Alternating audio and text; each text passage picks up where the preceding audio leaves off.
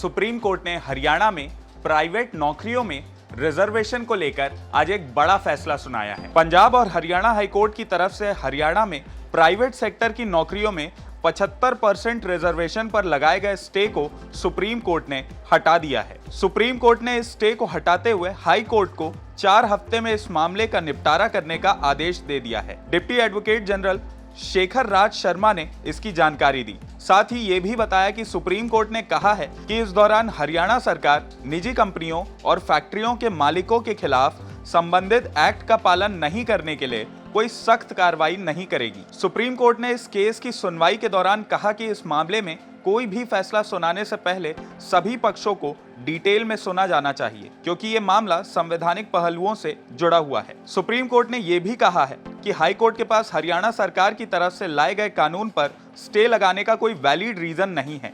Supreme court में हरियाणा सरकार की तरफ से सॉलिसिटर जनरल तुषार मेहता उपस्थित हुए थे। बता दें कि इससे पहले हरियाणा सरकार ने हरियाणा के मूल निवासियों को प्राइवेट कंपनियों में 75% आरक्षण देने का कानून पास किया था। इसके विरोध में फरीदाबाद की इंडस्ट्रियल एसोसिएशन ने हाई कोर्ट में अपील की थी। हाई कोर्ट ने सरकार के इस कानून को लागू करने पर स्टे लगा दिया था। हाई कोर्ट हरियाणा सरकार की दलीलों से संतुष्ट नहीं हुआ था। इसके विरोध में हरियाणा सरकार ने सुप्रीम कोर्ट में अपील की थी। बता दें कि हरियाणा सरकार ने इस एक्ट को नवंबर 2020 में नोटिफाई किया था। राज्य सरकार ने इसे लागू भी कर दिया था। इसके बाद पोर्टल पर करीब 30,000 युवाओं ने आवेदन भी कर दिया था। इधर हरियाणा के डिप्टी सीएम दुष्यंत सिंह ने सुप्रीम कोर्ट के इस फैसले के बाद ट्वीट कर इसे एक बड़ी जीत बताया है। चौटाला ने कहा है कि हरियाणा के युवाओं के अधिकारों की लड़ाई 75% आरक्षण जॉब्स फॉर लोकल के मामले में हमारी फिर जीत हुई है। माननीय सुप्रीम कोर्ट ने बड़ा फैसला देते हुए कानून पर लगे स्टे को हटा दिया है।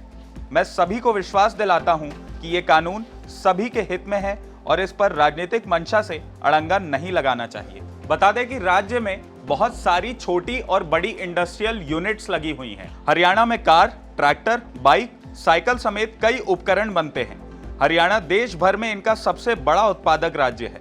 दुनिया भर में बासमती चावल का सबसे बड़ा एक्सपोर्टर भी हरियाणा ही है। पंचरंगा अचार के अलावा पानीपत में हथकरघे से बनी चीजें और कालीन भी दुनिया भर में प्रसिद्ध है।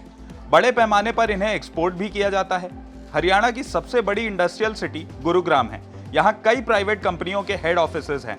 Haryana state employment of local candidate act 2020 के मुताबिक प्राइवेट सेक्टर में 75% नौकरियां हरियाणा के मूल निवासियों को ही दी जाएंगी। यह आरक्षण 30,000 रुपए से कम सैलरी वालों पर ही लागू होगा। जिस जिले में कंपनी स्थापित है वहां के केवल 10% युवाओं को ही नौकरी में आरक्षण मिलेगा।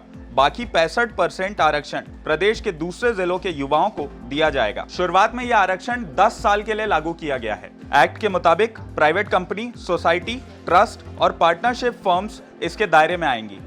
अगर स्थानीय लेवल पर प्रशिक्षित उम्मीदवार नहीं मिलेंगे तो स्थानीय युवाओं को ट्रेनिंग देकर नौकरी के लायक बनाया जाएगा। इस फैसले पर वकील इवान सिंह खोसा ने कहा कि हरियाणा में डोमिसाइल के मुद्दे पर भी कंफ्यूजन है। उन्होंने इस पर स्थिति स्पष्ट करने के लिए पिछले महीने ही कुछ रूल्स निकलवाए थे, मगर कुछ क्लियर नहीं हुआ।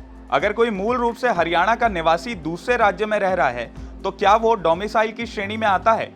तो वहीं दूसरी तरफ अगर कोई दूसरे राज्य से आकर हरियाणा में लंबे समय से रहता हुआ वहां के सरकारी दस्तावेज बनवा लेता है तो क्या वो डोमिसाइल की कैटेगरी में आएगा? ये सबसे अहम मुद्दा है। इस पर भी केस की सुनवाई के दौरान सरकार से स्थिति स्पष्ट करने को कहा जाएगा।